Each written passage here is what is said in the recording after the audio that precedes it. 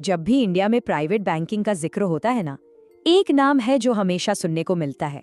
मान लीजिए किसी को अपने सपनों का घर बनाना है, उसके लिए चाहिए होम लोन, या फिर रोजमर्रा की जरूरतों के लिए एक क्रेडिट कार्ड, या फिर अपने परिवार को सुरक्षित रखने के लिए एक अच्छा सा इंश्योरेंस।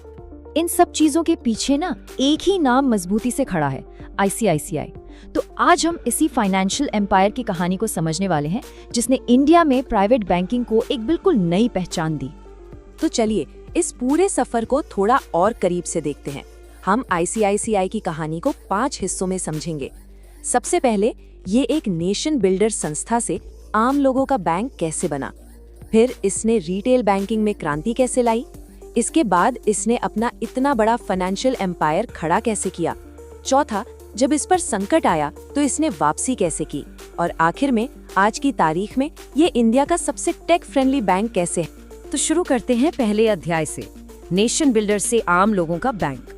ये कहानी है एक ऐसे बदलाव की जिसने स्टील प्लांट को फंड करने वाली संस्था को सीधा आम आदमी के घर तक पहुंचा दिया।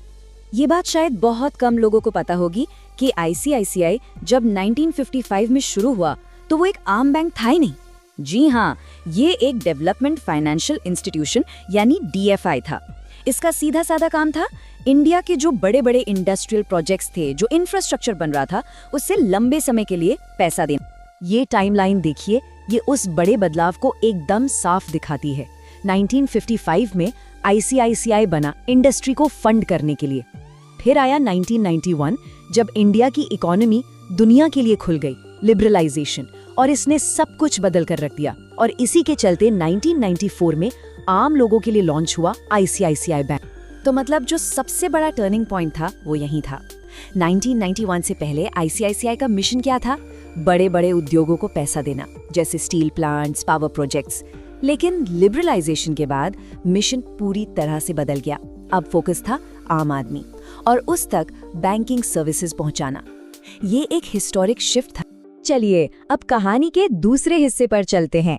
ये वो दौर है जब आईसीआईसीआई ने इंडिया में बैंकिंग का पूरा खेल ही बदल दिया, यानी रिटेल बैंकिंग की क्रांति।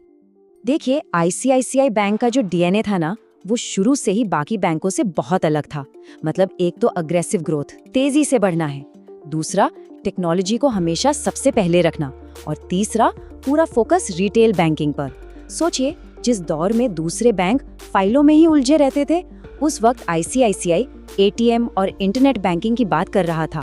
और ये कहना बिल्कुल भी गलत नहीं होगा कि इंडिया में क्रेडिट कार्ड कल्चर को पॉपुलर बनाने वाला आईसीआईसीआई ही था।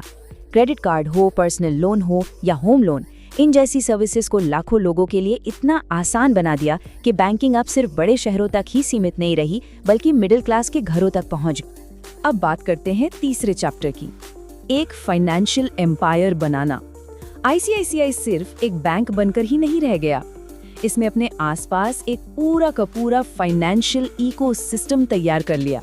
ये चार्ट देखिए, ये आईसीआईसी साम्राज्य के 4 सबसे मजबूत पिलर्स को दिखाता है। सबसे पहले कोर बैंकिंग के लिए है आईसीआईसीआई बैंक, फिर लाइफ इंश्योरेंस के लिए है आईसीआईसी प्रूडेंशियल, जनरल इंश्योरेंस के लिए आईसीआईसी लोम्बार्ड, और इन्वेस्टमेंट और ट्रेडिंग के लिए आईसीआईसी सिक्योरिटीज। और कमाल की बात यह है कि ये हर कंपनी अपने अपने फील्ड में एक लीडर है। लेकिन कहते हैं ना, हर बड़े साम्राज्य में उतार चढ़ाव तो आते ही हैं। तो अब आता है चौथा अध्याय, संकट, वापसी और नियंत्रण। ये कहानी है ग्रुप के इतिहास के सबसे मुश्किल दौर की, और फिर उससे भी ज्यादा मजबूती से उभरने की। 2015 से 2018 के बीच का जो टाइम था, वो इस एम्पायर के लिए सबसे बड़ी परीक्षा थी। हुआ ये कि कुछ बड़े कॉर्पोरेट लोन्स डूब गए, मतलब वापस नहीं आए। इससे बैंक पर एनपीए यानी नॉन परफॉर्मिंग एसेट्स का बोझ बहुत ज्यादा बढ़ गया। इस संकट ने मैनेजमेंट तक को हिलाकर रख दिया था। लेकिन अब जरा इस चार्ट पर नजर डालिए, बैंक ने क्या जबरदस्त कमबैक किया है। 2018 में एनपीए अपने पीक पर थे, लेकिन उसके बाद मैनेजमेंट ने उन्हें काफी हद तक कम कर दिया। ये बैंक एक शानदार टर्न अराउंड का पक्का सबूत है। इस पूरी वापसी का क्रेडिट जाता है नए लीडरशिप को। एमडी और सीईओ संदीप बख्शी का ये कोट देखिए, इसने बैंक की पूरी दिशा ही बदल दी। ग्रोथ जरूरी है, लेकिन कंट्रोल उससे भी ज्यादा। बस इसी सोच ने बैंक को फिर से स्टेबिलिटी और डिसिप्लिन ग्रोथ के रास्ते पर ला खड़ा किया। और अब हम आ गए हैं कहानी के आखिरी और 5वें चैप्टर पर, भारत का टेक सेवी बैंक। ये वो चीज है जो आज आईसीआईसीआई की सबसे बड़ी ताकत है और जो इसके भविष्य की दिशा तय करती है। आईसीआईसीआई को अक्सर इंडिया का सबसे टेक्नोलॉजी फ्रेंडली बैंक कहा जाता है और इसके पीछे वजह भी हैं। ये इंडिया में इंटरनेट बैंकिंग लॉन्च करने वाला पहला बैंक था। मोबाइल बैंकिंग ऐप्स को अपनाने में भी ये सबसे आगे रहा। आज की तारीख में चाहे एआई बेस्ड कस्टमर सर्विस हो या डिजिटल लोन अप्रूवल, इसने बैंकिंग को बैंक की लंबी लाइनों से निकालकर सीधा लोगों की मोबाइल स्क्रीन पर पहुंचा दिया है। तो इन सब बातों के बाद सवाल ये उठता है कि आईसीआईसीआई एम्पायर की असली विरासत क्या है? असल में ये सिर्फ एक बैंक से कहीं ज्यादा है। ये इंडिया की ग्रोथ स्टोरी का एक बहुत जरूरी हिस्सा है, जिसने स्टार्टअप्स को लोन देने से लेकर फाइनेंशियल इंक्लूजन यानी हर किसी तक बैंकिंग पहुंचाने में अपना योगदान दिया है। और आखिर में आईसीआईसीआई का पूरा सफर हमें एक ही बात सिखाता है, जो बदलते वक्त के साथ नहीं चलता वो इतिहास बन जाता है। आईसीआईसीआई ने खुद को वक्त के साथ बार बार बदला और हर बार पहले से भी ज्यादा मजबूत बनकर सामने आया।